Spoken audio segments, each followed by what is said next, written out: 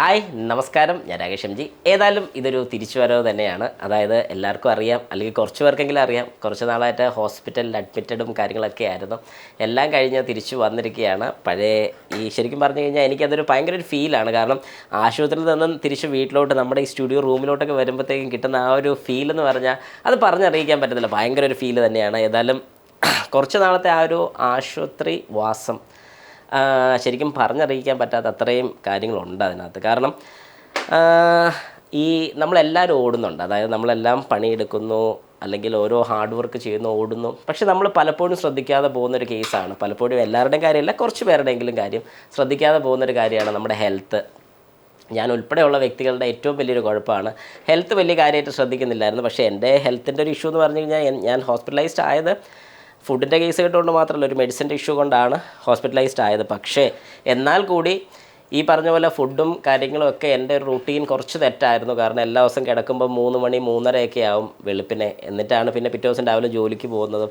പിന്നെയും ഇതേ തന്നെ എനിക്ക് വന്നിട്ട് 2 വർഷമായിട്ട് ഈ ഒരു റൂട്ടീൻ തന്നെയായിരുന്നു ഫോളോ ചെയ്തുകൊണ്ട് വന്നത്. അപ്പോൾ അതിപ്പോൾ ഏകദേശം ഒന്ന് മാറ്റിക്കൊണ്ട് ഞാൻ വരികയാണ്. ഇനി ഏതായാലും ഉറപ്പായിട്ട് അത് മാറ്റാതിരിക്കാൻ സാധിക്കത്തില്ല, മാറ്റിയേ പറ്റത്തുള്ളൂ. അപ്പോൾ പിന്നെ എല്ലാവരുടെയും പ്രാർത്ഥന ഉണ്ടായതിൽ ഒരുപാട് സന്തോഷമുണ്ട്. ഒരുപാട് പേര് എനിക്ക് മെസ്സേജ് ഇട്ടിട്ടുണ്ടായിരുന്നു, ഒരുപാട് പേരെന്നെ വിളിച്ച കുറേ പേർക്ക് എന്നെ കിട്ടിയില്ല. വേറെ ഒന്നും കൊണ്ടല്ല, ഫോൺ അധികം നേരം അവിടെ അറ്റൻഡ് ചെയ്യാനോ കാര്യങ്ങളൊന്നും സാധിക്കത്തില്ല. ഹോസ്പിറ്റലായിരുന്നു. പിന്നെ ക്ഷീണവും കാര്യങ്ങളൊക്കെ. കാരണം ഒരുപാട് ട്രിപ്പ്, എനിക്ക് തോന്നുന്നൊരു 10-25 ട്രിപ്പോളം, അതായത് അത് IV ഉൾപ്പെടെ എടുക്കേണ്ടി വന്നിട്ടുണ്ടായിരുന്നു. ഏതായാലും എല്ലാം കൊണ്ടും ഇപ്പോൾ ഓക്കെയാണ്.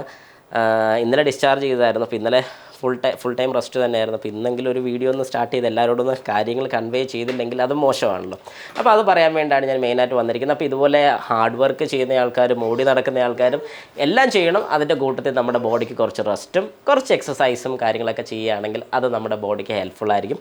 നാളെ തൊട്ട് നമ്മുടെ വീഡിയോസ് കാര്യങ്ങളൊക്കെ പക്കയായിട്ട് വരുന്നതായിരിക്കും. അതിനകത്ത് വേറെ മാറ്റങ്ങളോ കാര്യങ്ങളോ ഒന്നും ഇല്ലാതെ തന്നെ ഞാൻ ചെയ്യാൻ ശ്രമിക്കുന്നതായിരിക്കും. നിങ്ങളുടെ സപ്പോർട്ടും ഇതുപോലെ തന്നെ, അതായത് ഇതുവരെ എനിക്ക് തന്നത് സപ്പോർട്ട് തന്നെ ഇനിയും വേണം. MG ടിപ്പ് ഏകദേശം കണ്ടിന്യൂസ് ആയിട്ട് ഞാനൊരു 10,000 പോകണം എന്ന് വിചാരിച്ചാണ്. പക്ഷേ ഏകദേശം ഒരു 483 കൊണ്ടൊന്ന് ബ്രേക്കായി. 2 ദിവസത്തേക്ക് MG ടിപ്പൊന്നും ഇല്ലായിരുന്നു. പക്ഷേ നാളെ തൊട്ട് നമ്മുടെ MG ടിപ്പും കാര്യങ്ങളൊക്കെ നല്ല പക്കയായിട്ട് വരുന്നതായിരിക്കും. അപ്പോൾ എല്ലാവരും ഈ തന്ന സപ്പോർട്ട് ഇതുപോലെ തന്നെ എനിക്ക് മുമ്പോട്ട് തരണം. അസുഖങ്ങൾ ഇനി എന്തെങ്കിലുമൊക്കെ വരുമോ ഇല്ലയോ എന്ന് നമുക്കറിയാൻ പറ്റില്ല, നമുക്കൊന്നും പ്രെഡിക്റ്റ് ചെയ്യാൻ പറ്റത്തില്ല. ബട്ട് ഇപ്പം ഞാൻ ഹെൽത്തിയാണ്. ഈ ഹെൽത്ത് മെയിൻറ്റെയിൻ ചെയ്യാൻ വേണ്ടി മാക്സിമം ട്രൈ ചെയ്യും. അപ്പം എല്ലാവർക്കും എൻ്റെ നന്ദി. എല്ലാവരും ഇതുപോലെ ഹാർഡ് വർക്ക് ചെയ്യുന്ന എല്ലാവരും ഒന്ന് മനസ്സിലാക്കേണ്ട കാര്യമാണ്. കുറച്ച് ഹാർഡ് വർക്ക്, അല്ലെങ്കിൽ നിങ്ങൾ നല്ല ഹാർഡ് വർക്ക് ചെയ്യുകയാണെങ്കിൽ ബോഡിക്ക് കുറച്ചൊരു റെസ്റ്റ് അതെപ്പോഴും കൊടുക്കേണ്ടത് അത്യാവശ്യമാണ്.